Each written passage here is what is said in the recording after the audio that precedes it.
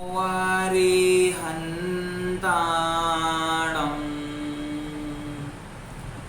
रामो सिद्धाणं रामो आयर्याणं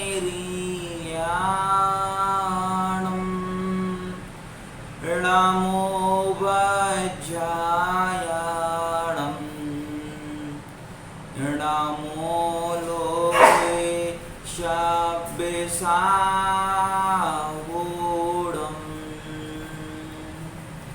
संयमे सौरभे साधना जिनको करें प्रणाम त्यागे तपस्या तीर्थ का गुरु विद्या सागर नाम। बोले आदिम तीर्थंकर श्री आदिनाथ भगवान की जय। बोले अंतिम तीर्थेश वर्तमान शासन नायक भगवान महावीर स्वामी की जय। बोले परम श्रद्धेय आचार्य भगवंत गुरुवर विद्यासागर जी महाराज जी की जय। परम पूज्य निर्यापक श्रवण जगत पूज्य मुनि पुंगव सुधा सागर जी महाराज जी की जय। अहिंसा परमो जैन धर्म की जय। यह जीव अनादिकाल से राग द्वेष परिणामों को करता हुआ निरंतर आठों कर्मों का बंध करता है, निरंतर अपने कर्मों को मजबूत करता है। यदि आयु कर्म के लिए अपकर्ष काल चल रहा हो तो निरंतर आठों कर्मों का आश्रय करता है, निरंतर आठों कर्मों का फल भोग रहा है जीव। अनादि की संतति से जीव के राग द्वेष परिणाम हमेशा दुखों में कारण बने हैं। जब तक व्यक्ति अपने जीवन में धर्म को स्वीकार नहीं करता है, धर्म पर आस्था नहीं करता है, वो अपने जीवन को उच्च कुलों में प्राप्त करने के बाद भी बर्बाद कर देता है। दुनिया में इतने सारे लोग हैं जिन्होंने उच्च कुलों को प्राप्त करने के बाद अपने जीवन को बुरा बनाया है, जिन्होंने प्राप्त शक्तियों का दुरुपयोग किया है, जिन्होंने देवशास्त्र गुरु का स्वरूप पढ़ने के बाद भी अनंत संसार के मिथ्यात्व को ही स्वीकारा है। ऐसे लोग जब उच्च कुलों में जन्म लेकर के अपने आचरण से, अपने व्यवहार से, अपनी आस्था से, अपनी श्रद्धा के माध्यम से नीचे कार्य करते हैं, ऐसे लोगों का पतन होता है। जब एक जैनी व्यक्ति अपने जीवन में निरंतर पापों को बढ़ाता है, अपने कसायादिक परिणामों को बढ़ाता है, अपने जीवन की विकार और विकृतियां निरंतर बढ़ाता रहता है, ऐसे जैनी व्यक्ति का भी पतन होता है। बहुत सारे उदाहरण हैं ऐसे आगम में। इतना उत्तरोत्तर सत्परिणाम करने के बाद जब यह जीव मनुष्य बनता है, मनुष्य बनने के बाद तो एक ही रास्ता है कि व्यक्ति को निर्ग्रंथ अवस्था धारण करके सिद्धत्व के सुखों को प्राप्त करना चाहिए। लेकिन जब यह मनुष्य निरंतर पाप करता है, निरंतर कषायों को बढ़ावा देता है, निरंतर बहिरंग मुखी हो जाता है, निरंतर अपनी संसार दृष्टि बना करके रखता है, ऐसे मनुष्य का पतन होता है। ऐसा मनुष्य मर करके निगोदों में जाता है, ऐसा मनुष्य मर करके नरकों में जन्म लेता है, ऐसा मनुष्य मर करके तिर्यंच गति को प्राप्त करके जीवन के उन तमाम दुखों का भागीदार बनता है। उच्च कुलों में जन्म लेने के बाद भी आत्मकल्याण नहीं कर पाए, धर्म के इतने सारे निमित्त मिलने के बाद भी आत्मकल्याण नहीं कर पाए।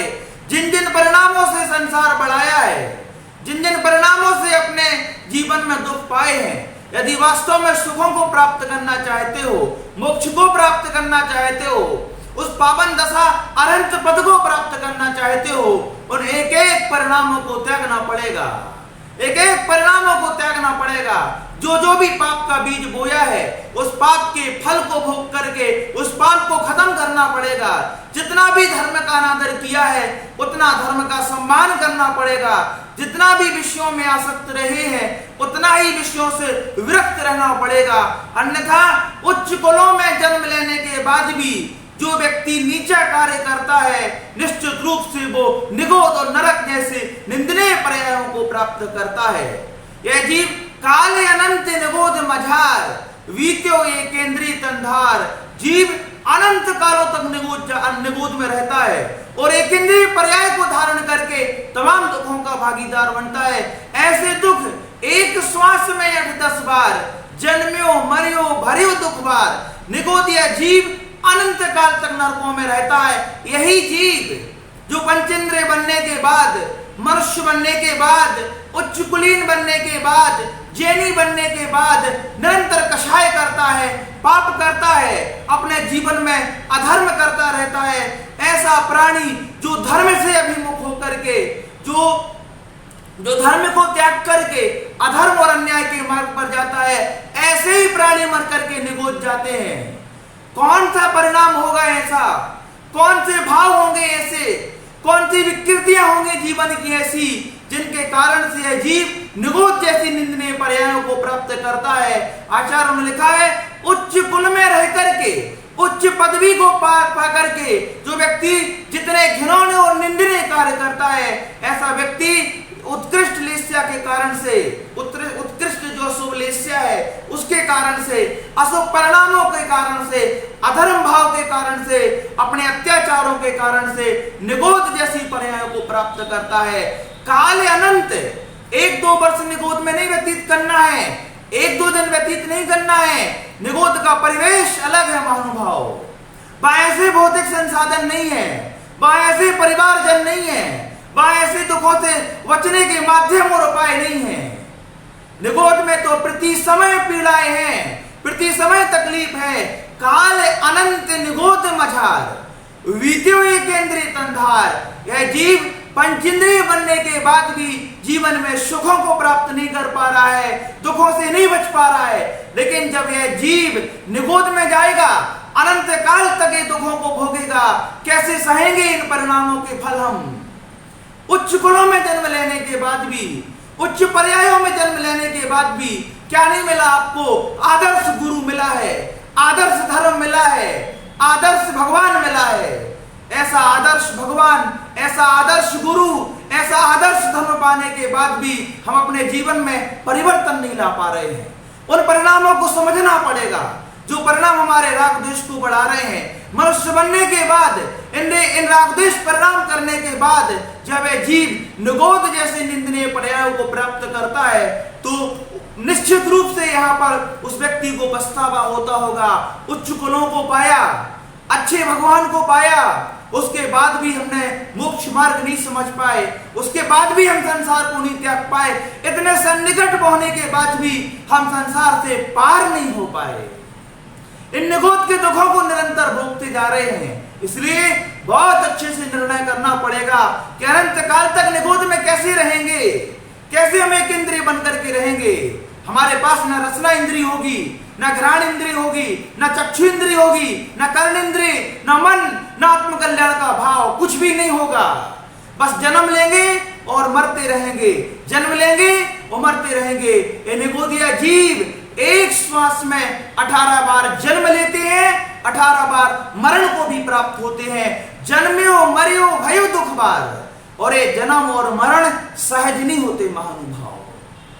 इन जन्म और मरण के दुखों को भोगते समय इतनी पीड़ाएं सहन करनी पड़ती हैं जो बर्दाश्त से बाहर होती हैं। इतनी घनघोर पीड़ा होती है, ऐसी भयानक पीड़ा और तकलीफें होती हैं कि इन तकलीफों को व्यक्ति सह नहीं पाता है, इन असहनीय कर्मों की मार को सह नहीं पाता है, जन्मता रहता है, मरण करता रहता है। ऐसे 1 वर्ष नहीं, 2 वर्ष नहीं, ऐसे अनंत काल।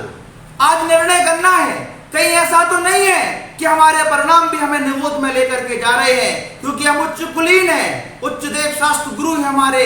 यदि यहाँ बैठ कर के हम अन्याय का काम करेंगे, महापापी कहलाएंगे। उच्च कुलों में जन्म लेने के बाद भी, जैनी के कुल में जन्म लेने के बाद भी हमारी कसायों की तीव्रता, अरे जैनी बनने के बाद कसाई की, अरे महावीर को जानने के बाद तुमने कसाई की, अरे धर्म के स्वरूप को पढ़ने के बाद तुम्हारी इतनी कसाई है। उच्च कुलों में जन्म लेने के बाद, उच्च पर्यायों को प्राप्त करने के बाद, उच्च धर्म को सुनने के बाद, उच्च आदर्श भगवान को मानने के बाद हमारी कसायों में इतनी तीव्रता है कि जिंदगी भर बैर बना करके जी रहे हैं, जिंदगी भर मन में टीस पाल करके जी रहे हैं। ऐसे परिणाम हमें निगोद लेकर के जाएंगे। जब कोई जीव अपने जीवन में अति कर देता है पापों की, जब कोई जीव कसायों की अति कर देता है, उसका सर्वस्व नाश हो जाता है।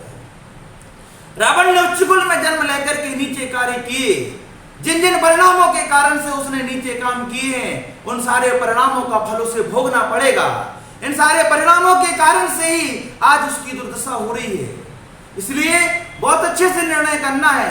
उच्च कुलों में जन्म लेने के बाद अपने जीवन में कभी नीचे कार्य नहीं करना है। उच्च कुलों में जन्म लेने के बाद हमेशा अपने आचरण को उच्च बनाना है। आज जैनी व्यक्ति भी हिंसा करेगा महापापी कहलाएगा। महावीर ने तो हिंसा से बचने का उपदेश दिया है और आज हम निरंतर अपनी हिंसाओं को बढ़ाते जा रहे हैं। इसलिए शिखर पर पहुंचने के बाद, पंचेंद्रिय बनने के बाद, मनुष्य बनने के बाद, जैनी बनने के बाद, धर्मात्मा बनने के बाद विषयों में आसक्ति रहेगी, महान पाप सीधा आदमी ऊपर से नीचे गिरेगा। जितना व्यक्ति जितने ऊपर से नीचे गिरता है उतनी तकलीफ होती है, उतना ही दर्द होता है, उतनी ही पीड़ाएं होती हैं। महानुभाव, इसलिए निर्णय करना पड़ेगा। इतने सारे निमित्त मिलने के बाद परिवर्तन नहीं आ रहा है। भगवान के सामने जाकर के प्रार्थनाएं करनी पड़ेगी। भगवान ये रागद्वेष परिणाम कैसे छूटेंगे? भगवान धर्म की भावनाएं कब आएंगी? भगवान धर्मात्मा कब बनेंगे? कब व्रतों को अंगीकार करेंगे? कब जीवन को संयमित करेंगे? क्यों नहीं हमारे अंदर इन सारे बुरे निमित्तों को सहने की सामर्थ्य? इसलिए उच्च कुलों में रह करके निंदनीय कार्य कभी नहीं करना चाहिए। जैनी बनने के बाद कभी शराब नहीं पीना चाहिए। जैनी बनने के बाद शराब क्यों होगी? महान पाप कर्म का बंध होगा। जो संपत्ति पुण्य की उदय से मिली है, जो संपत्ति धर्म करने के बाद मिली है, जो संपत्ति सत्कर्मों के स्वरूप से मिली है, इस संपत्ति को पापों में मत लगाओ, इस संपत्ति को भोगों में मत लगाओ। इस संपत्ति से पाप करोगे, भवांतरों तक दरिद्र बन करके जीवन जीना पड़ेगा। दरिद्र बनकर के जीवन जीना पड़ेगा। जिन चीजों का दुरुपयोग करोगे, इन आंखों का वो दुरुपयोग करोगे। आंखें तो होगी लेकिन देखने की सामर्थ्य नहीं होगी। भवांतरों में ऐसी पर्यायों में जाकर के जन्म मिलेंगे जहां आंखें ही नहीं होंगी। इसलिए ऐसे परिणाम मत करो, ऐसी कषाय मत करो कि तिरंज गति में जन्म लेना पड़े, निगोद की पर्यायों को प्राप्त करना पड़े, निगोद की पर्याय प्राप्त करके एकेंद्रीय बन करके जन्म मरण के दुखों को अनंतों बार सहना पड़े, अनंत कालों तक सहना पड़े। यह सहनीय दुख होते हैं, यह सहनीय पीड़ाएं होती हैं। यहाँ तो दुखों से बचने के कई प्रकार के माध्यम हैं, वहां दुखों से कभी नहीं बच सकते। इसलिए अपनी कषायों को मंद करना पड़ेगा, अपने परिणामों की विशुद्धि को बढ़ाना पड़ेगा, अपने आत्मकल्याण की भावना को भरना पड़ेगा। आज से सद्भावनाएं भाना शुरू कर दो। आज से प्रत्येक प्राणी के कल्याण का भाव अपने मन में लाओ। प्रत्येक प्राणी के प्रति जो ईर्ष्या का परिणाम है, इस ईर्ष्या के परिणाम को खत्म करना पड़ेगा, वरना काल अनंत निगोध मझार, वीत्यो एकेंद्री तंधार। एक श्वास में 8-10 बार जन्म्यो मर्यो भयो दुख भार। निकसी भूमि जल पावक भयो, पवन प्रत्येक वनस्पति थयो। इस तरीके से निगोदीय जीव अनंत कालों तक एक इंद्रिय का शरीर धारण करके इस पर्याय में तमाम असहनीय दुखों को भोगता है, जन्म मरण की पीड़ाओं को सहता है। कैसे कैसे लोग हैं महानुभाव, हमें तो ऐसे लोगों के बारे में चिंतन करना चाहिए जिन्होंने निंदनीय पर्यायों को प्राप्त करके भी अपने जीवन को आदर्श बनाया है। अरे हमसे अच्छा तो वो इम्पाल चंडाल है, बोले मार दो तो मार दो। नियम था कि मैं इस दिन किसी को बलि नहीं चढ़ाऊंगा, किसी के प्राणों का घात नहीं करूंगा। राजा का आदेश आया, इसको मारना पड़ेगा। बोले नहीं मारेंगे, आज के दिन हमारा नियम है। बोले नहीं मारोगे तो तुम्हें भी मारेंगे और मगरमच्छ से व्याप्त समुद्र में फेंक देंगे। देख लो कितना बड़ा धर्मात्मा था इम्पाल चंडाल। कोई व्यक्ति जन्म से नहीं कर्म से महान बनता है। बोले मारना हो तो मार दो, लेकिन नियम नहीं तोड़ेंगे। आज के दिन किसी को नहीं मार सकते। बोले इतना बड़ा धर्मात्मा रोज तो इतने सारे लोगों को मारता है, ऐसी निंदनीय पर्यायों को तूने प्राप्त किया है। बोले नहीं, हमारा नियम है, ये धर्म है, आज के दिन किसी को भी नहीं मारेंगे। राजा की आज्ञा थी, उसने नहीं मानी। उठा करके जब उसे मगरमच्छ से व्याप्त समुद्र में फेंका, सिंहासन बन गया। सारी दुनिया में चंडाल के धर्म की जय जयकार होने लगी। कैसी परिपक्वता, कैसी संकल्प शक्ति धर्म के प्रति हमारे अंदर है। एक चंडाल ने धर्म को बदनाम होने से बचा लिया। एक चंडाल ने आत्म धर्म की रक्षा के लिए, धर्म के लिए तन मन धन से समर्पित हो गया। अरे वो चंडाल तो जय जयकार होने लगी उस चंडाल की। सारी दुनिया में आज उस चंडाल की प्रशंसा हो रही है, जिसने धर्म के लिए प्राण देना भी तैयार, प्राण देने के लिए तैयार हो गया। धर्म रक्षा में हम प्राण दें, अधर्मी कभी हम ना बने। झूठे वैभव को हम त्याग कर सत्यता सर्वदा सत्य राही बने। आज हमारे सामने धर्म हार जाता है और पापों की जय जयकार हो रही है। आज मंदिर जाने वालों की संख्या कम है और मदरा पीने वालों की संख्या ज्यादा है। आज धर्म करने वालों की संख्या कम है, पाप करने वालों की संख्या ज्यादा है। क्या हो रहा है महानुभाव संसार में? देख तेरे संसार की हालत क्या हो गई, भगवान की कितना बदल गया है इंसान। आज हर एक व्यक्ति सुखों को प्राप्त करना चाहता है, लेकिन सुखों के लिए अपने जीवन में कोई प्रबल पुरुषार्थ नहीं कर रहा है। चंडाल ने धर्म बचा लिया, इसलिए आज आगम में चंडाल की जय जयकार हो रही है। अरे सुनो रे मनुष्यों, जो मनुष्य बनने के बाद संयम के साथ जीवन जी रहे हैं, अरे ऐसे भी तिरंचों का वर्णन मिलता है आगम में, जिन तिरंचों ने अणुव्रतों का पालन किया है। बाहर आकर के देख रहा है तो सूरज दिख रहा है, अभी दिन है, अभी जल का भक्षण किया जा सकता है। और जब वो बाड़ी में जाकर के प्रवेश करता है, उसे अंधेरा दिखता है, वो लौट करके आ जाता है। देख लो उस तिरंच जीव के परिणाम, अणुवृत्ति था। कहीं ऐसा ना हो कि रात हो जाए और मैं जल का ग्रहण कर लूं तो मुझे पाप लग जाए। एक तिरंच के मन में पाप के प्रति इतना भय, इसलिए आज मनुष्यों की आलोचना होती है। आज मनुष्य रात्रि भोजन कर रहा है और वो जब थोड़ा सा उसे आभास हुआ, भ्रम हुआ, कहीं रात तो नहीं हो गई, उसने पानी नहीं पिया। ये उन मनुष्यों के लिए संदेश है कि देखो उस तिरंच के मन में कैसा परिणाम था अपने आत्मधर्म के प्रति। अपने परिणामों के प्रति हमारे अंदर सजगता होना चाहिए। एक एक व्यक्ति को अपने परिणामों को समझना चाहिए। एक एक व्यक्ति को अपनी भावनाओं को नियंत्रण करना चाहिए। एक एक व्यक्ति को अपने भावनाओं को पवित्र बनाने का प्रयास करना चाहिए। हर एक व्यक्ति को सोचना चाहिए कहीं मेरे परिणामों में कसाई ना आ जाए, कहीं मेरी भावनाएं दुर्भावनाओं में ना बदल जाएं। अरे मेरी भावना को जीवन में आत्मसात कर लो, तुम्हें सिद्ध बनने से दुनिया की कोई ताकत नहीं रोक पाएगी। दुर्जन क्रूर कुमार के रथों पर क्षोभ नहीं और में आवे। ये पारसनाथ के चरित्र से लाइन को ग्रहण किया है। कितना भी बड़ा दुर्जन हो, कितना भी बड़ा शत्रु हो, उसके ऊपर भी क्रोध नहीं करना है। आज का व्यक्ति इतना बड़ा ज्ञानी बन गया है, दुर्जनों पर तो क्रोध करते ही करता है, अपने परिजनों पर भी क्रोध करता है, अपने माता पिता पर भी क्रोध करता है, अपने भाइयों पर भी क्रोध करता है, अपने बच्चों, अपनी पत्नियों पर, अपने पड़ोसियों पर, अपने रिश्तेदारों पर क्रोध करता है। इस क्रोध के परिणाम ने, इस बैर के परिणाम ने, इस प्रतिशोध की ज्वाला ने व्यक्ति के सदपरिणामों का नाश कर दिया है।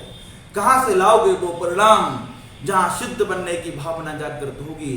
जब तक इन विकारी परिणामों का परिमार्जन नहीं होगा, जब तक इन विकारी परिणामों का प्रक्षालन नहीं होगा, तब तक सत्परिणामों का निर्माण नहीं हो सकता।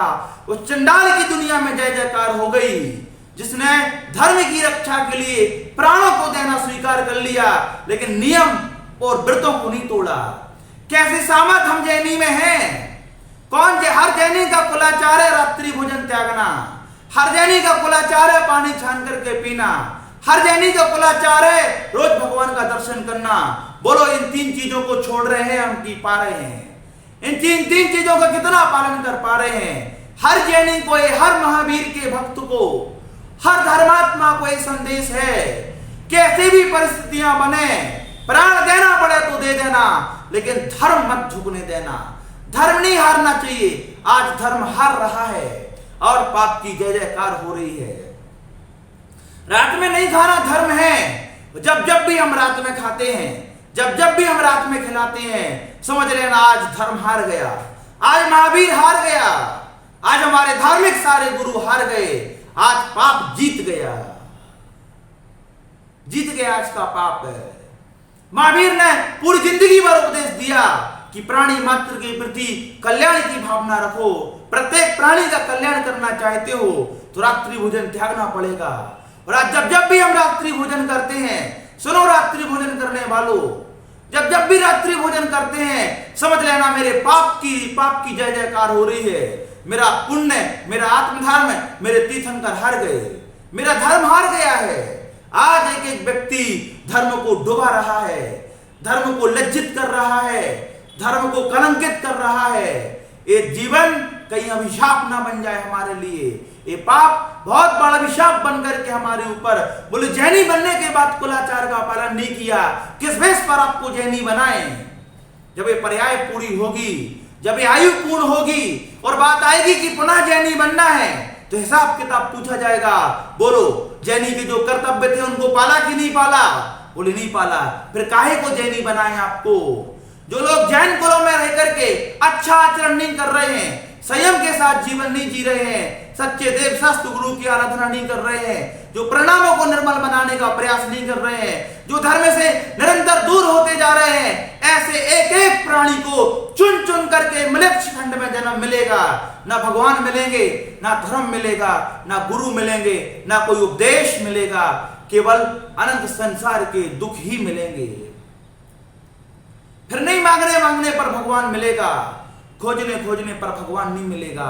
इसलिए ऐसे कोई भी परिणाम ना हो जो अनंत काल तक निगोद में ले जाए, जो इतनी पीड़ाएं दें कि एक श्वास में 18 बार जन्म हो, 18 बार मरण हो। ये सहज नहीं है, इसकी कल्पना करो, इस विषय को अनुभूति में लाओ।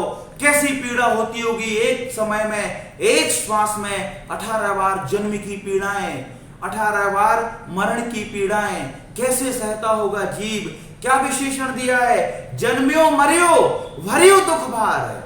जन्मता है और मरता है, कब तक? एक बार नहीं, अनंत कालों में, अनंत कालों तक जीव है एक श्वास में 18 बार जन्मता और मरता रहता है। तो जन्म के और मरण के जितने भी दुख हैं, जितने भी पीड़ाएं हैं, जितनी भी तकलीफें हैं, इन सारी तकलीफों के, इन दुखों के भार को सहता रहता है। आज यहाँ जीवन में दुख हैं तो हम लोग अपने दुखों को दूर करने का निरंतर प्रयास कर रहे हैं। वहां कौन प्रयास करता होगा, वहां कौन बचाता होगा? आज के इस प्रवचन का जो मूल उद्देश्य है वो यही है कि ऐसे कोई भी परिणाम हमारे ना हो जो हमें त्रिंच गति की तरफ आकर ले जाएं। कोई भी परिणाम हमारे जीवन में ऐसा ना हो जब हमारा धर्म हार जाए। अरे उस चंडाल ने धर्म को बचा लिया, सबसे बड़ा धर्मात्मा बन गया चंडाल। कितनी निंदनीय पर्याय को प्राप्त किया, अर्थात नीचे कुलों में जन्म रह करके उच्च भावनाओं के माध्यम से उच्च आदर्शों को पाया है चंडाल ने। आज जैनागम में आचार्यों ने जैनागम में, शास्त्रों में उस चंडाल की भी जय जयकार की है। बोले मरना मंजूर है लेकिन नियम नहीं तोड़ेंगे। क्या ऐसा भाव एक एक जैनी के मन में आ सकता है? मर जाएंगे लेकिन अभक्ष नहीं खाएंगे, मर जाएंगे अशुद्ध नहीं खाएंगे। बोले कल मर रहे थे तो आज मरे, लेकिन हम अभक्ष नहीं खाएंगे, अशुद्ध नहीं खाएंगे। बोलो कितने जैनी के मन में परिणाम है, कितने जैनी के मन में भावना है, कितने जैनी ऐसा कर सकते हैं? आज धर्मात्मा बनने की परीक्षा है, कितने जैनी निर्णय कर सकते हैं मर जाएंगे तो मर जाएंगे लेकिन अशुद्ध नहीं खाएंगे। कैसे कैसे लोग प्रसिद्ध हुए, मां जीवन भर का मांसाहारी नियम ले लिया, कौए के मांस का त्याग है, आगम में उसकी जय जयकार हो गई। रानी चेल्ला ने भी खूब मार खाई, खूब पिटी, खूब आलोचनाएं सही, सब सारी पीड़ाएं सही, लेकिन धर्म नहीं हारने दिया। खूब प्रलोभन दिया राजा शरणिक ने रानी चेल्ला को, खूब प्रताड़नाएं दी, खूब यात्राएं सहन की, सारी जिंदगी भर दुख पीड़ाओं को सहन किया, लेकिन कभी जैन धर्म को नहीं झुकने दिया। जैन धर्म की महिमा गाई है, जैन धर्म को ऊंचा ले जाने का प्रयास किया है, जैन धर्म को जीवन में आत्मसात करके राजा शरणिक से भी जैन धर्म की जय जयकार करा दी। ये होता है जैनी, ये होता है धर्मात्मा, ये होता है महावीर का आदर्श भक्त, कि जो जैन धर्म को झुकाता नहीं है, अभी तो जैन धर्म को सातवें आसमान पर ले जाता है, उस बुलंदी पर ले जाता है जहां सारी दुनिया उसे नमस्कार करती है।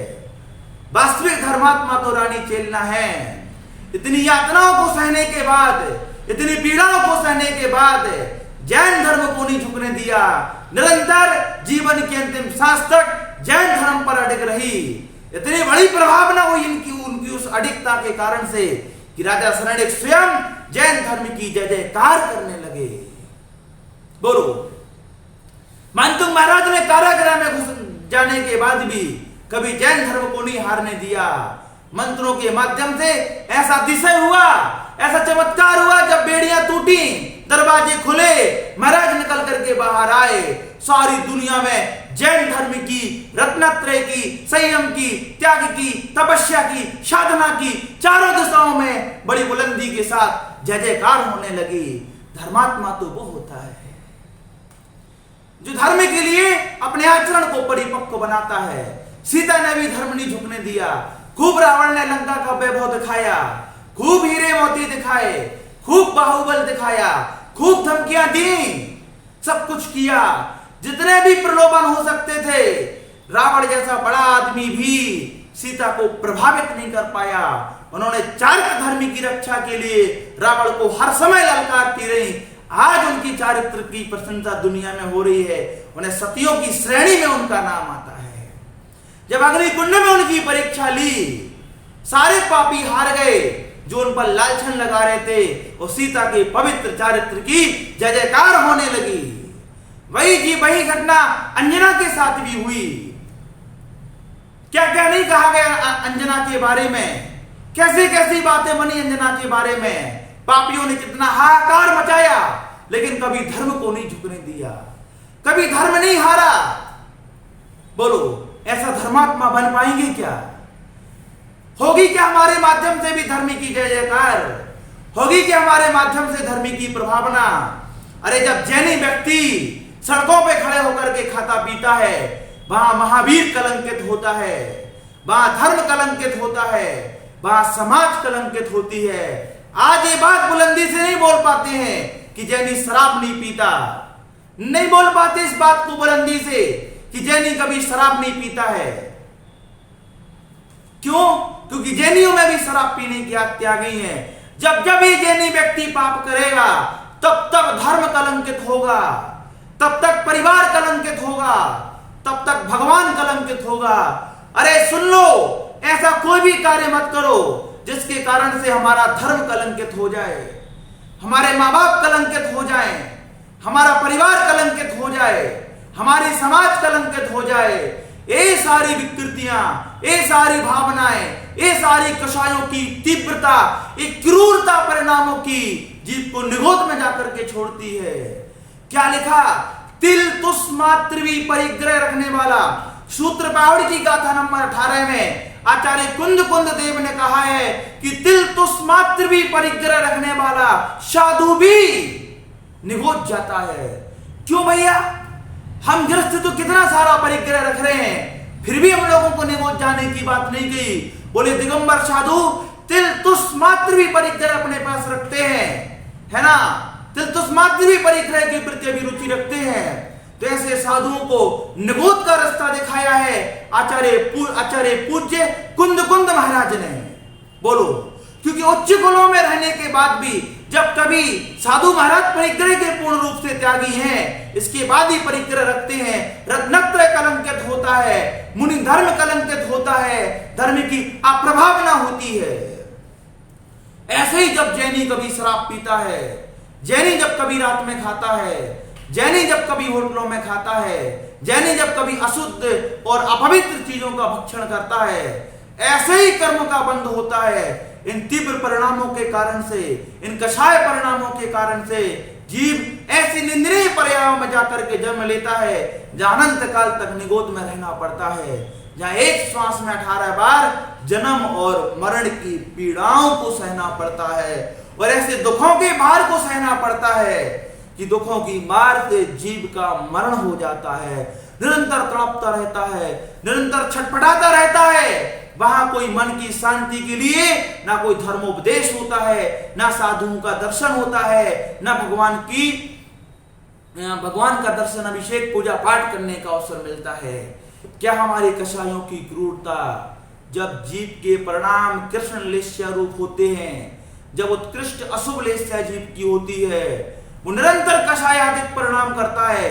जितने भी गुस्सैल लोग हैं, जितने क्रूर परिणाम वाले हैं, जिनके मन में तनिक मात्र भी दया धर्म नहीं है, जो भी बूचड़खानों में काम कर रहे हैं, जो भी कत्ल खाने चला रहे हैं, जो ऐसे प्राणियों को मार रहे हैं, मर करके ऐसी क्रूरता के कारण से ये सारे के सारे अत्याचारी लोग तमाम दुखों का भागीदार बनेंगे। प्राणी मात्र के प्रति भारतीय संस्कृति करुणा सिखाती है, प्राणी मात्र के प्रति दया और सम्मान और सहयोग का भाव सिखाती है। ऐसी भारतीय संस्कृति में रह के ऐसे अहिंसा धर्म का जहां प्रचार प्रसार हो, महात्मा गांधी ने भी अहिंसा धर्म का खूब प्रचार प्रसार किया, जहां महावीर का शासन चलता हो, ऐसे पापियों को भी एक दिन सजा मिलेगी। ऐसा नहीं सोचना चाहिए इतने बड़े पापी माला माल हैं, क्योंकि कर्म का फल द्रव्य क्षेत्र काल के हिसाब से मिलता है। आज ऐसी कोई सजा नहीं है इन पापियों को इस पंचम काल में जो उनके कर्मों की सजा को पूरा कर सके। ऐसे लोग मर करके निगोज जाएंगे। ऐसे लोग, जो व्यक्ति निरंतर प्राणियों की हिंसा कर रहा है, जो निरंतर पापी बनकर के निरंतर पाप कर रहा है, क्रूरता के कारण से पशुओं को मार रहा है, मनुष्यों को मार रहा है, ऐसे जीव इन क्रूर परिणामों के कारण से ना जाने ऐसी निंदनीय पर्यायों को कितने भवों तक भोगेंगे। इनको भी सजा मिलेगी। एक एक पापी को सचेत हो जाना चाहिए। आज सुद्रव्य सुक्षेत्र सुकाल नहीं है तुम्हारे कर्म के अनुरूप, इसलिए आज तुम बचे हो। कब तक छुपोगे? ढूंढ ढूंढ के मारे जाओगे, ढूंढ ढूंढ के कर्म बदला लेगा, ढूंढ ढूंढ करके एक एक कर्म को पाई पाई से चुकाना पड़ेगा। जो कर्म आज हंस के बांध रहे हैं, इन सारे कर्मों का फल एक दिन रो रो करके भोगना पड़ेगा। इसलिए क्रूरता को खत्म करना पड़ेगा। इसलिए धर्मोपदेश दिया है, कसायों को कम करो। ये कसाई एक दिन इतना बड़ा रूप ले लेगी, हम भी हत्याएं करना शुरू कर देंगे, हमें भी बूचड़खाना खोलने में तनिक मात्र भी शर्म नहीं आएगी, तनिक मात्र भी दया का परिणाम नहीं आएगा। इसलिए प्रत्येक जैनी को ही नहीं अपितु प्रत्येक प्राणी को अपनी कषायों को कम करना चाहिए। जहां भी हमारे कृष्ण लेस्या रूप परिणाम होते हैं, वहां कषायों की तीव्रता बढ़ती है, वहां दया धर्म व्यक्ति का छूट जाता है, वहां व्यक्ति उग्र होकर के पूरा जीवन जीता है। कितने सारे लोग हिटलरवादी हैं, कितने सारे लोग क्रूरता के साथ जीवन जी रहे हैं। इस सब के सब असहनीय दुखों को सहेंगे। इनके साथ भी अनंत काल निगोद में बीतेगा। इनके जीवन में भी एक श्वास में 18 बार जन्म लेने और मरण करने के अवसर मिलेंगे, और ये भी अत्यंत दुखों के भार को सहेंगे, रो रो करके सहेंगे। दुनिया की कोई ताकत इन्हें सहारा नहीं देगी, दुनिया की कोई ताकत इन्हें नहीं बचा पाएगी। आप लोग चिंता मत करो, जितने भी धर्मात्मा हैं, इन सारे पापियों को एक दिन जरूर सजा मिलेगी। चाहे वो शराब पीने वाला जैनी क्यों ना हो, चाहे वो झूठ बोलने वाला जैनी क्यों ना हो, जो भी पापों में संलग्न रहेगा, भले जैनी क्यों ना हो, उसे कर्म की सजा तो निश्चित रूप से मिलेगी। अरे इतनी महान महान विभूतियों को मिली। कौरवों ने जीवन भर अत्याचार किया, जब भी वो अत्याचार करते थे वहां द्रौपदी का चीरहरण हुआ, जहां उन्होंने पांडवों को धिक्कारा, दुत्कारा, बुराइयां की, पूरे सभा में उनका मजाक बनाया, तब लगता था धर्मात्माओं को क्यों नहीं स्वर्ग के देवता आकर के इस पापी के अत्याचार को खत्म क्यों नहीं करते हैं, क्यों नहीं धर्मात्मा महापुरुष ऊपर से नीचे आकर के इन्हें सद्बुद्धि नहीं दे पाता है, क्यों इस पापी के पाप निरंतर बढ़ते जा रहे हैं। आज समझ में आया कि इन पापियों को उस समय इसलिए नहीं रोक पाते हैं, इसलिए नहीं रोकते हैं। यदि यहां रोका और इन पापियों की सजा यहां दी तो सजा पूरी नहीं होगी, क्योंकि यहां वो क्षेत्र ही नहीं है, यहां वो वातावरण ही नहीं है, ये वो काल ही नहीं है। अब जिस पापी की सजा में इतनी पीड़ाएं हों, जहां उसे 7वें नरक में भेजा जाए, क्या उस पीड़ा का फल उसे यहां मिल पाएगा? ऐसी पीड़ा मिल रही है कि जहां की भूमि पर स्पर्श करो तो ऐसी पीड़ा होगी कि हजारों बिच्छू एक साथ काट रहे हो। क्या ऐसी पीड़ा इन पापियों को यहां मिल सकती है? नहीं मिलेगी। ऐसा माहौल बनाया जाएगा, ऐसा परिवेश बनाया जाएगा, ऐसे स्थानों पर जाकर के भेजा जाएगा जहां उनके पापों का एक एक पाई पाई से हिसाब हो। इसलिए धर्म नहीं हारना चाहिए। इन काले अनंत निगोद मजार वीत्योगे केंद्रीय तंधार। इस अनंत काल के निगोद से बचना है, एक केंद्रीय पर्यायों में जन्म लेने से बचना है, स्थावर बनने से बचना है, जन्म मरण के दुखों से बचना है, अतंत दुखों के भार से बचना है, तो परिणामों को संभालना पड़ेगा, परिणामों का प्रक्षालन करना पड़ेगा, परिणामों का परिमार्जन करना पड़ेगा, परिणामों को निर्मल बनाना पड़ेगा। मुनि मन सम उज्ज्वल नीर, जैसे मुनियों का मन पवित्र होता है, उसमें कोई विकार नहीं होते, उसमें कोई दोष नहीं होते। अरे मुनियों के मन की पवित्रता तो ऐसी, यदि कोई मुनि कैसी चारित्र से भ्रष्ट स्त्री के पास जाए तो उसे श्राविका बना करके आते हैं। और हम कैसे धर्मात्मा हैं, हम कैसे जैनी हैं कि अच्छे से अच्छे लोगों को चारित्र से पतित कर देते हैं। धर्म नहीं हारना चाहिए। कल हमने कहा था महावीर को आदर्श मानो, जो काम महावीर ने किया है वो हमें भी करना है, जो काम महावीर ने नहीं किया वो हमें कभी नहीं करना है। जिन जिन परिणामों से संसार बढ़ाया है, ये परिणाम एक दिन छोड़ने पड़ेंगे। मारीच ने इतना अधर्म का प्रचार प्रसार किया, इतना अधर्म को दुनिया में फैलाया, 363 मत दुनिया में फैलाए। कर्म ने कहा अच्छा, तुमने आदिनाथ की दिव्य देशना पर पानी फेर दिया, तुमने शाश्वत जैन धर्म को मिट्टी में मिला दिया, तुमने 363 मतों का प्रचार करके सारी दुनिया में मिथ्यात्व फैलाया है। कर्म ने एक एक पाई से बदला लिया, उस व्यक्ति को महावीर बनाया। वो कहा करो निरंतर धर्मी की देशना, करो धर्मी की प्रभावना। जिन्होंने मिथ्यात्व फैलाया था, जिन्होंने मारीच बनकर के पाप फैलाया था, कर्म ने उसे महावीर बना करके पूरे मिथ्यात्व को खत्म करके दुनिया में धर्म की देशना करा दी। यह कर्म का चक्र है, यह कर्म का अतिशय। समझ में आ रही है ना बात? जिस मारीच ने दुनिया में अधर्म फैलाया था, उस मारीच से इस कर्म ने धर्म की प्रभावना करा ली है। जिस कौरव ने दुनिया में अत्याचार फैलाया था, जब भी कभी कौरव निर्माण को प्राप्त करेंगे, ये सारा अत्याचार खत्म करके उनसे न्याय की व्यवस्था बनवाई जाएगी। इसलिए शरणिक ने भी जितना जैन धर्म की बुराई की है, जितना जैन धर्म की अवहेलना की है, उतनी ही कर्म कौरव इनसे शरणिक से प्रभावना करवाएगा। उसके बाद उन्हें अहंत, उसके बाद उन्हें सिद्ध बनाएगा, उसके बाद उनका संसार छूटेगा। तो जिन जिन परिणामों से हमने संसार बढ़ाया है, जिन जिन पापों को बांध करके हमने संसार बढ़ाया है, इन सारे पापों को एक दिन छोड़ना पड़ेगा, इन सारे पापों को एक दिन त्यागना पड़ेगा, तब जाकर के कहीं हमारा संसार छूटेगा।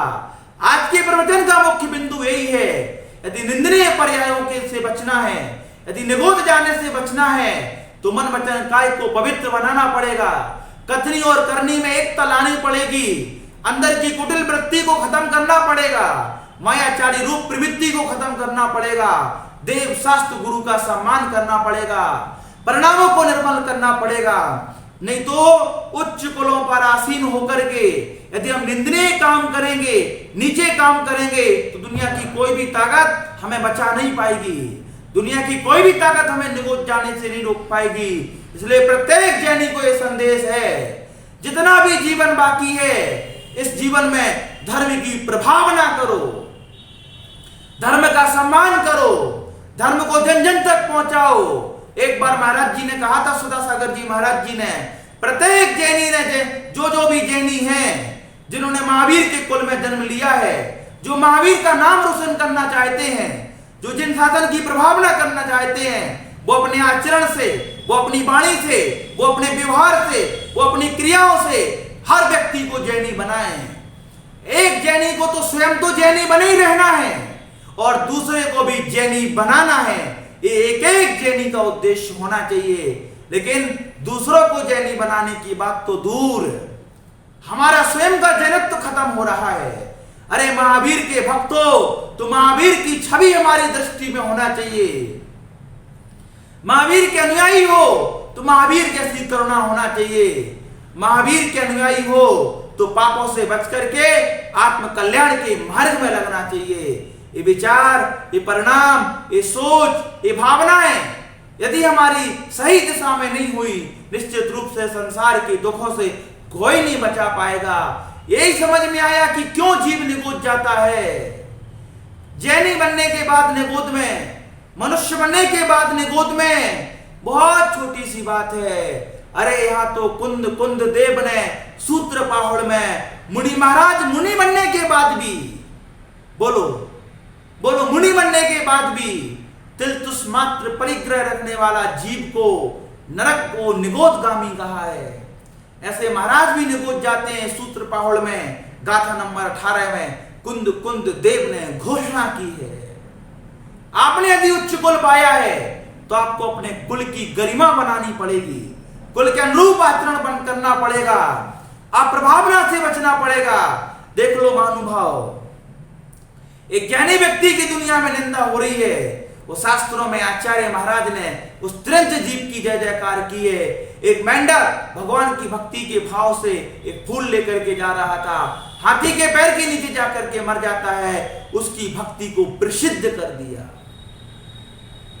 निंदनीय पर्यायों में जन्म लेने के बाद भी आदर्श काम किए हैं। आज जैनी मंदिर नहीं जाना चाहता, आज जैनी स्वाध्याय करना नहीं चाहता, आज जैनी संयम के साथ रहना नहीं चाहता। मैं एक बार शिविर लगाने झांसी के पास गुरसराय गया। वहां पर एक मंदिर में माली है, वो कहता है उसका आचरण बहुत अच्छा है, उसकी विचारधारा बहुत अच्छी है, उसको मुझसे भी ज्यादा धर्म का ज्ञान है। मैं वहां रहा, मैंने सुना, मैंने पूछा, मैंने चर्चाएं भी की। उसके मन में एक मलाल है, मैंने जैनों की सारी क्रियाओं को अपना लिया, बस मैं भगवान को नहीं छू पा रहा हूं, बस मैं भगवान का अभिषेक नहीं कर पा रहा हूं।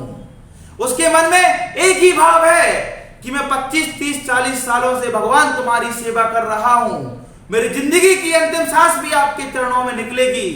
बस मेरी एक ही भावना है, बस मेरा एक ही भाव है कि मुझे जैनी बनाना, ताकि मैं दिगंबरत्व को धारण करके अपने आत्म कल्याण के मार्ग को प्रशस्त कर सकूं। नीचे कुलों में जन्म लेने वाला व्यक्ति जैनी बनने का भाव रख रहा है। कितने सारे ऐसे लोग हैं जो जैनी नहीं है, फिर भी जैनियों से अच्छा आचरण अपना रहे हैं, जिन्हें दिगंबर गुरुओं का साथ मिला। मैं पर्यूषण में नलवाड़ी भी गया था, वहां भी मैंने एक ब्राह्मण संप्रदाय के किसी व्यक्ति को जैन धर्म के प्रति बहुत सजग और सचेत देखा है। बात समझ में आ रही होगी आप लोगों को कि जैनी बनने के बाद हमें कुल के हिसाब से आचरण करना पड़ेगा, वरना काले अनंत निगोद मझार। सबसे बड़ा पाप क्या है इस दुनिया में? वो है धर्म का अपमान, देवशास्त्र गुरु का अपमान। जब तक हम देवशास्त्र गुरु का निरंतर अपमान करते रहेंगे, धर्म का अपमान करते रहेंगे, तब तक निधत्ती निकात जैसे कर्मों को बांधेंगे। आज वक्त है महानुभाव, वरना अनंत कालों तक निगोद में चले जाएंगे, फिर कोई आत्म कल्याण का मार्ग नहीं मिलेगा, फिर मुनि बनने के योग्य पर्याय नहीं मिलेगी, फिर व्रतों को धारण करने योग्य पर्याय नहीं मिलेगी। बोलो कौन जीव है ऐसा जो निगोद में मुनि बनने का भाव करे? भाव ही नहीं आएगा। कोई पुण्योदय से यदि कोई परिणाम भी आया तो बन ही नहीं पाएगा। क्या बनेगा मुनि? क्या करेगा मुनि की साधना? एक एक प्रवचन सुनने वाले को मेरा यही आग्रह है, यही अनुरोध है, आज वक्त है, आज परिणामों को संभाल लो। हमारे परिणाम हमारे साथ जाएंगे और कुछ भी जाने वाला नहीं है। मैं तो भगवान से यही प्रार्थना करूंगा, जिनका पुण्य प्रबल है भगवान, सद्बुद्धि पर उनको दो। जिनकी सद्बुद्धि है भगवान, पुण्य प्रबल उनका कर दो। जिनका पुण्य प्रबल है, जो उच्च कुलों पर अपनी शक्तियों का दुरुपयोग कर रहे हैं, ऐसे लोगों को सद्बुद्धि दो। रावण को सद्बुद्धि नहीं मिल पाई, रावण ने सद्बुद्धि को नहीं स्वीकारा। अपने ममकार और अहंकार के परिणामों के कारण से देखो कितना उच्च कुलीन व्यक्ति सारी चीजों को प्राप्त करने के बाद भी थोड़ी सी विकृतियां जीवन में आई, सारे जीवन को खत्म कर लिया। कैसी यात्राएं कर करके, कैसे असहनीय दुखों को भोग करके, कैसे सब कर्मों का क्षय करके निरंतर हम उत्तरोत्तर मोक्ष मार्ग की तरफ अग्रसर हो रहे थे, मनुष्य बन गए। आज हम मनुष्य बनने के बाद, जैनी बनने के बाद मंदिरों में जाना बंद करेंगे, स्वाध्याय से दूर हो जाएंगे, धर्म से दूर हो जाएंगे। ऐसा अभिशाप मिले लगेगा, अनंत कालों तक जैनी नहीं बन पाओगे, अनंत कालों तक जैन धर्म के सन्निकट नहीं आ पाओगे। धर्म करने का परिणाम ही नहीं आएगा, धर्म करने की भावनाएं नहीं होंगी, मुनि बनने का परिणाम नहीं आएगा। आज परिणामों को संभालो, आज भावनाओं को निर्मल बनाओ। पता नहीं कभी हमारी आयु पूरी हो जाए, कब हमारे कर्मों का हिसाब हो। जब कर्मों का हिसाब होगा तो जवाब नहीं दे पाएंगे, जब कर्मों की मार पड़ेगी तब सह नहीं पाएंगे।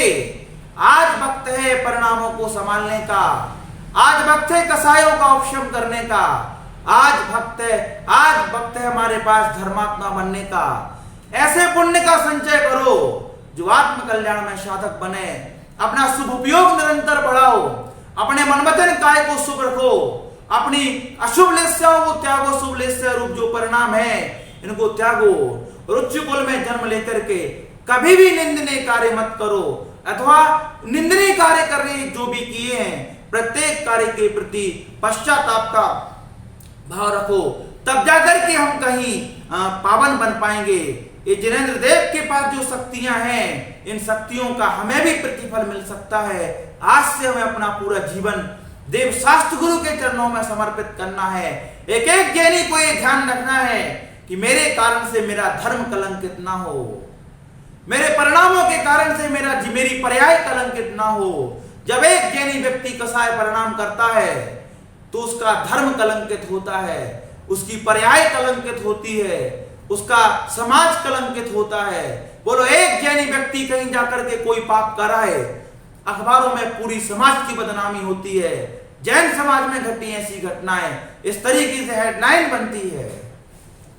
जब कर्मों की सजा मिलती है, कोई जमानत नहीं होती महानुभाव, कोई सुनवाई नहीं होती है, सजाए मौत का सीधा ऐलान होता है।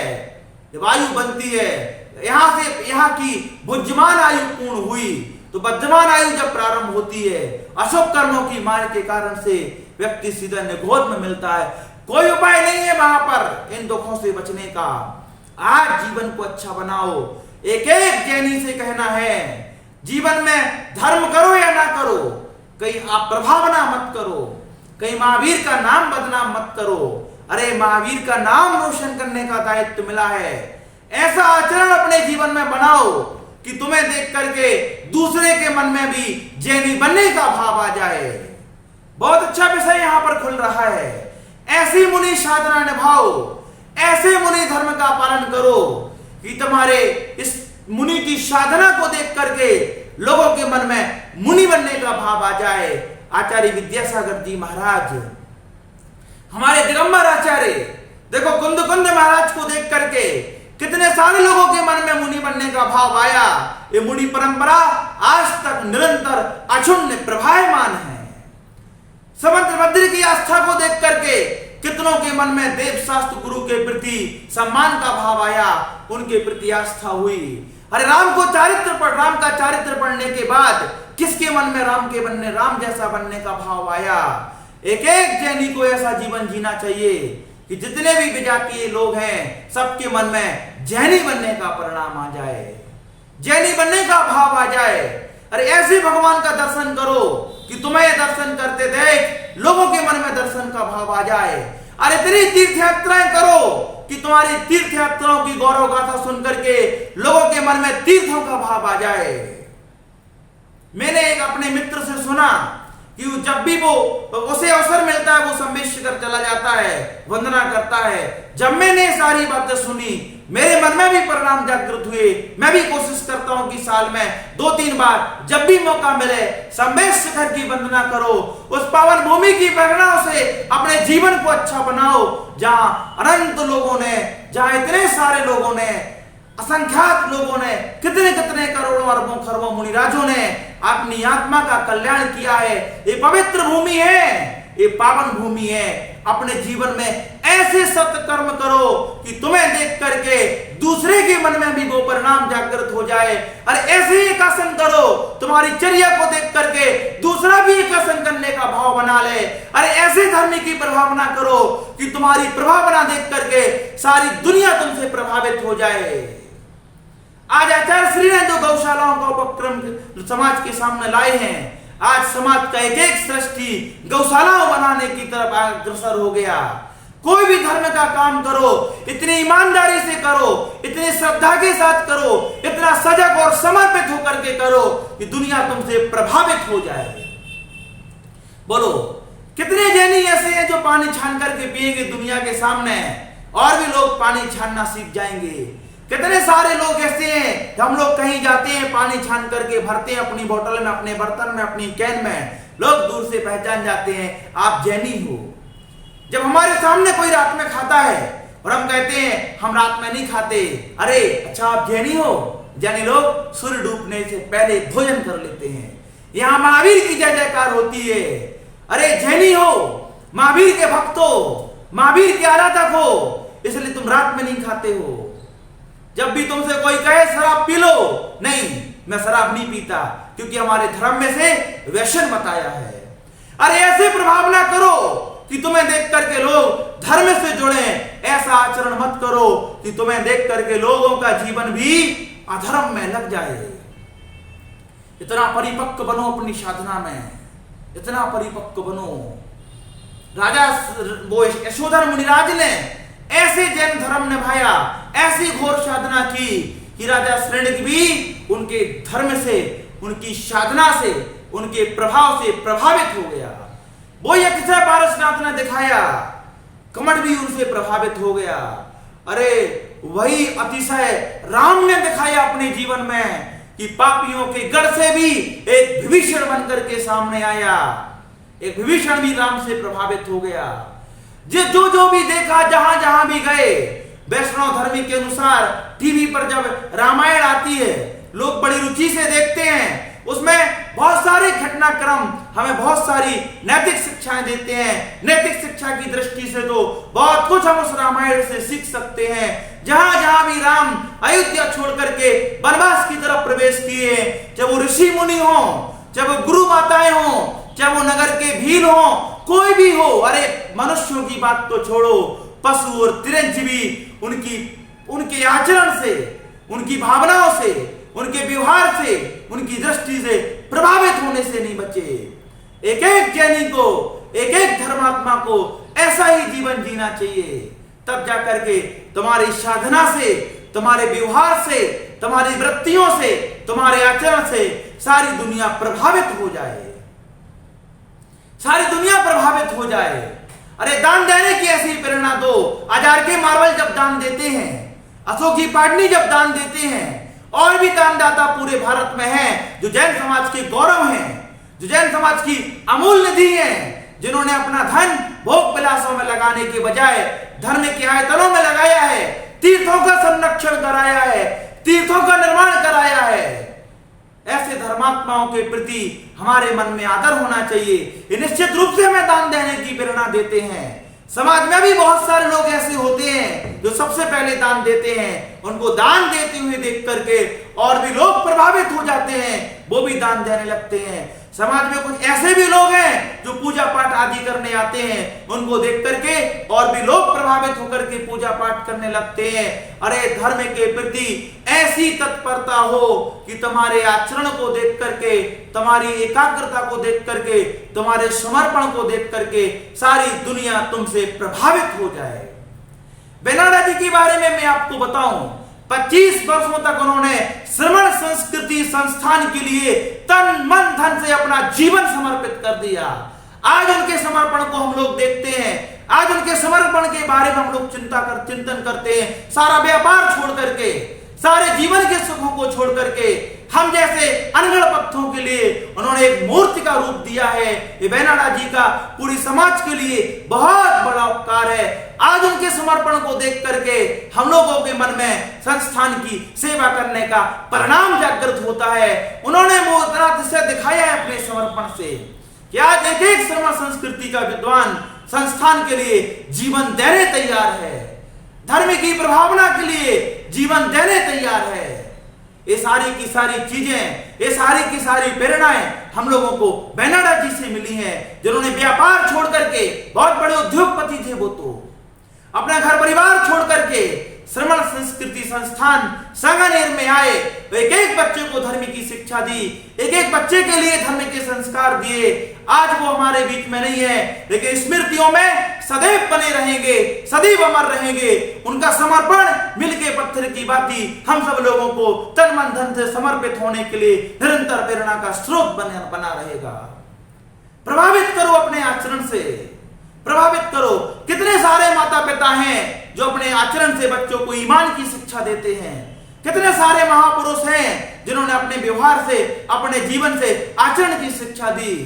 रामचंद्र ने जिस तरीके से निर्मोही होकर के अपनी अयोध्या त्याग दी थी, अपनी अयोध्या त्याग दी, सारी संपत्ति त्याग दी, तनिक मात्र भी शिकन न आई। ऐसे रामचंद्र के जीवन को पढ़ करके मेरे जीवन में भी कुछ परिवर्तन आए हैं। मैंने भी प्रयास करना शुरू किए हैं, काश उनका एक गुण हमारे जीवन में आ जाए।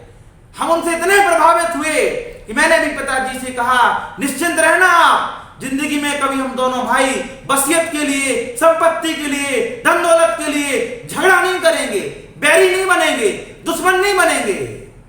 और सारी पैतृक संपत्ति का त्याग मैंने 16-17 वर्ष की उम्र में कर दिया था। ये राम की उस जीवन घटना से प्रभावित होकर के किया है। बोलो, है कोई आचरण हमारा ऐसा जिससे हम दुनिया को प्रभावित कर सकें?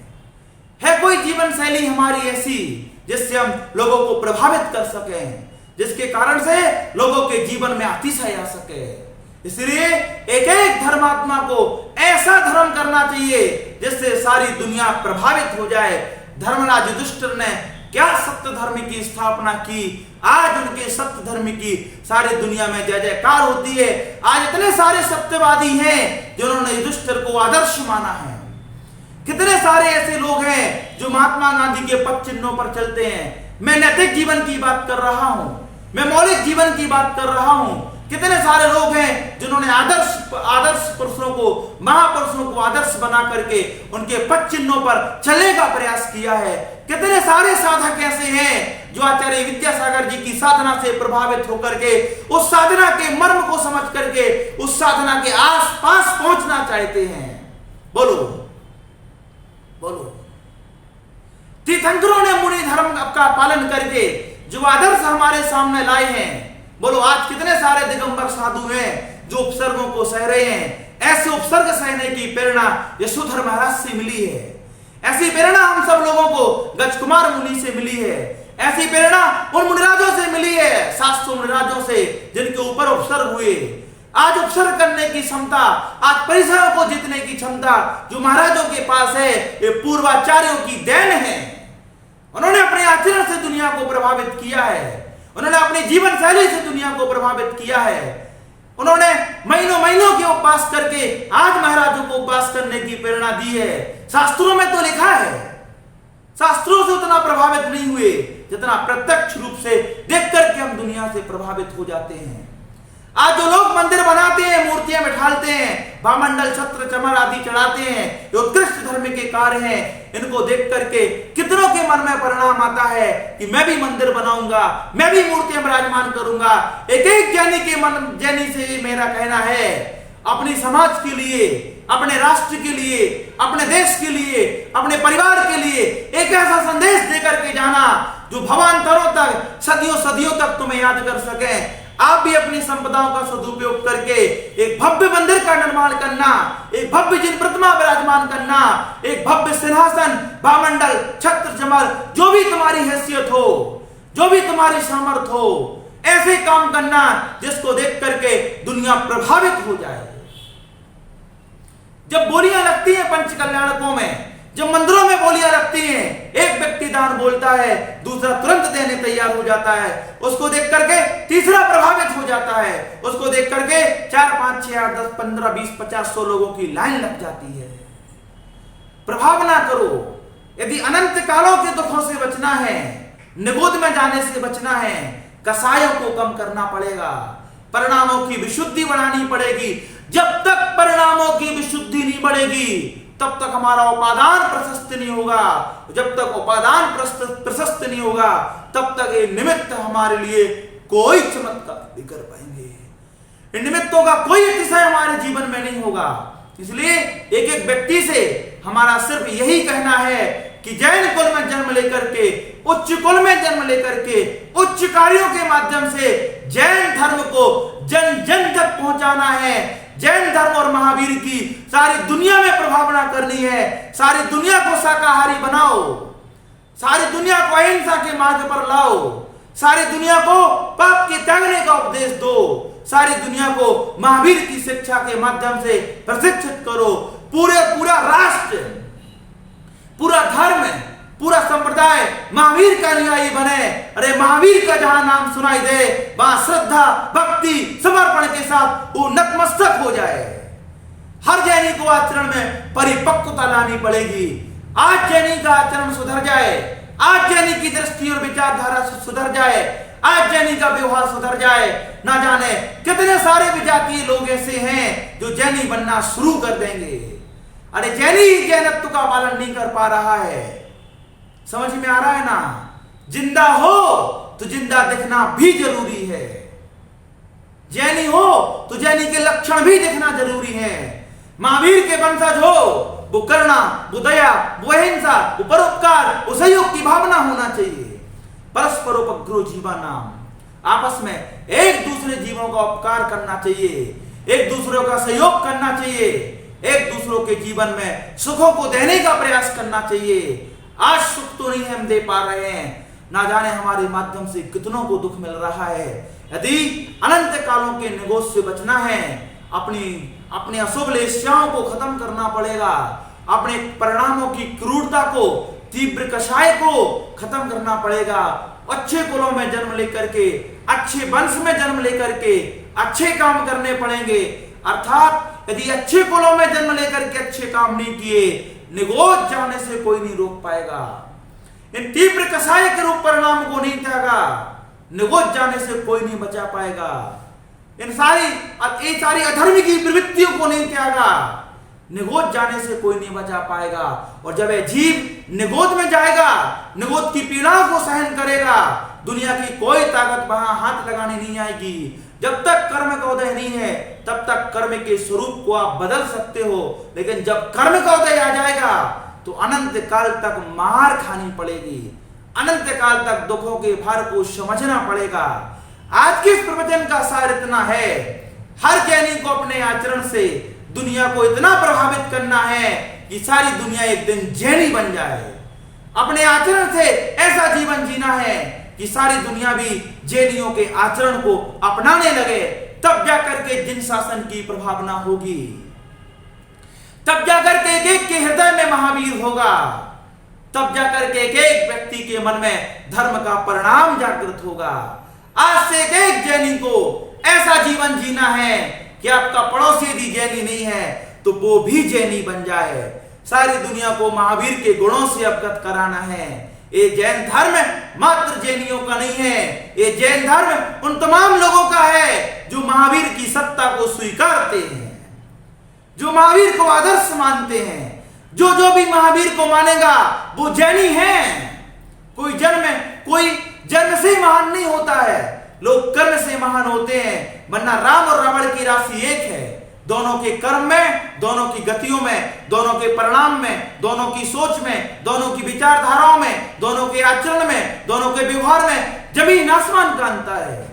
एक व्यक्ति संस्कृति का रक्षक है तो दूसरा संस्कृति का भक्षक है। एक मर्यादा पुरुषोत्तम राम है, एक मर्यादा को भंग करने वाला है। बहुत अंतर है दोनों में, दोनों की राशि एक है। व्यक्ति जन्म से नहीं कर्म से महान बनता है। तो ये जैन धर्म जैनियों का नहीं है, ये जैन धर्म उसका है जो जिनेंद्र के मार्ग का अनुसरण करे। ये जैन धर्म तो उस चंडाल का भी है जो जिसने महावीर की आज्ञा को माना है, वो जैनी है। जितने भी लोगों ने जैन कुलों में जन्म लेकर के अपने आप को जैनी मान रहे हैं, उनके लिए हमारी देशना है, हमारी गर्जना है। उनको हमारा ये संदेश है कि जैन कुल में जन्म लेने मात्र से कोई जैनी नहीं होता। अरे जैनों के कुलाचार में परिपक्व होने से कोई जैनी होता है। महावीर की आज्ञा पालने वाला जैनी है, महावीर के मार्ग पर चलने वाला जैनी है। संसार से भयभीत होकर के आत्मकल्याण के मार्ग में लगने वाला व्यक्ति जैनी है, जिसके अंदर राष्ट्र के प्रति, धर्म के प्रति श्रद्धा, भक्ति, समर्पण का परिणाम हो, वो जैनी व्यक्ति है। महावीर के नाम पर अपनी रोटियां मत सेको। कुल में जन्म लेने मात्र से जैनी नहीं हो गए, आचरण से जैनी बन करके दिखाओ। महावीर का उपदेश चर्चा का नहीं, चर्या का विषय है। महावीर का उपदेश व्याख्यान का नहीं, व्यवहार का विषय है। इसलिए जैनी वो है जो महावीर की आज्ञा मानता हो, जैनी वो है जो कुलाचारों का पालन करता हो, जैनी वो है जिसके अंदर अहिंसा धर्म हो, जैनी वो है जिसके अंदर परस्पर सहयोग की भावना हो। ऐसे महान विभूतियां ही जैनत्व की गरिमा को प्राप्त कर पाती हैं। मातृ कुल में जन्म लेने से कोई जैनी नहीं होता। महावीर को आत्मसात करने से, महावीर को आदर्श बनाने से लोग जैनी बनते हैं। अनंत कालों के निगोद के दुखों से बचना है, परिणामों को विशुद्ध बनाना पड़ेगा। कसायादिक परिणामों को छोड़ करके, पाप की प्रवृत्तियों से निवृत्त होकर के आत्म कल्याण के लिए आत्म भावना जागृत करनी पड़ेगी और बड़े निर्मल परिणामों के साथ धर्ममय आचरण करके अपने जीवन को अच्छा बनाना पड़ेगा। जैनी के विषय में जो हमने कहा है वो याद रखने लायक है। समय आपका हो चुका है, मुझे मालूम है, लेकिन आज का प्रवचन बार बार सुनना। जब तक वो सारे गुण हमारे अंदर नहीं आ जाएं, तब तक इस प्रवचन को सुनना। ये प्रवचन सारी समाज को, सारे राष्ट्र को एक दिन जैनी बना करके छोड़ेगा। महावीर की आज्ञा मानने वाला जैनी है। अप्रभावना से बचना ही सबसे बड़ी प्रभावना है। इसलिए अनंत कालों के दुखों से बचना है, अपने परिणामों को संभालना पड़ेगा, अप्रभावना से बचना पड़ेगा, अपने पद, गरिमा, कुल के हिसाब से आचरण करना पड़ेगा। तब जाकर के हमारा जीवन उन्नत बनेगा और हम अनंत संसार के दुखों से बचेंगे। इसी मंगलमय भावना के साथ बोलिए महावीर भगवान की जय।